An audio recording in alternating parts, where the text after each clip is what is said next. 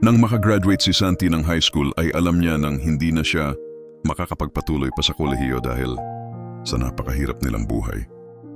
Naitaguyod siya ng kanyang mga magulang dahil kamang sa pagsasaka, kung kaya't nagdesisyon siyang magtrabaho na lang. Pag-iipunan niya ang kaniyang matrikula para sa kolehiyo. Ang kaniyang ginawang pagsasakripisyo at sa wakas ay makukumpleto niya na ang pera para sa kaniyang pangarap na makapagpatuloy ng pag-aaral sa kolehiyo. Ngunit sinubok sila ng pagkakataon. Nagkasakit si Nanay Belen, ang kaniyang ina. Isinugod ito sa ospital at nilapatan ng lunas.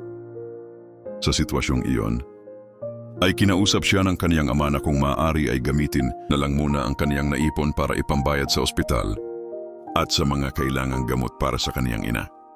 Dahil wala namang sapat na pera ang kaniyang ama para ipambayad sa pagamutan. Nanlulumo si Santi, ang naipon niya ay inalalaan niya para sa kaniyang pangarap na makapag-aral sa kolehiyo. Pero dahil mahal niya ang kaniyang ina, ay ibinigay niya ang perang pinag-ipunan niya sa loob ng 2 taon. Nailabas sa ospital si Nanay Belen at maayos na ang kondisyon nito. Ngunit ilang araw ang lumipas ay umalis ng bahay si Santi at hindi na nagpakita pa sa kaniyang mga magulang. Labis na dinamdam lalo na ng kaniyang ina ang kaniyang pag-alis.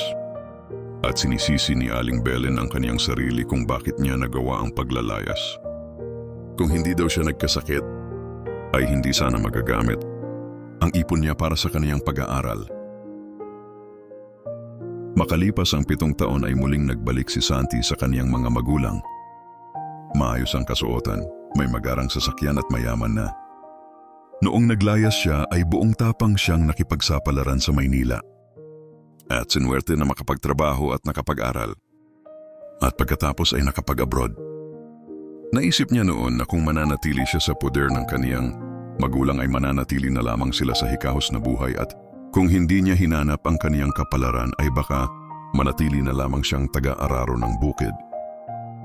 Napatawad siya ng kaniyang magulang sa ginawa niyang paglayo ng walang paalam. Isinama niya ang mga ito sa Maynila at doon ay namuhay sila ng marangya.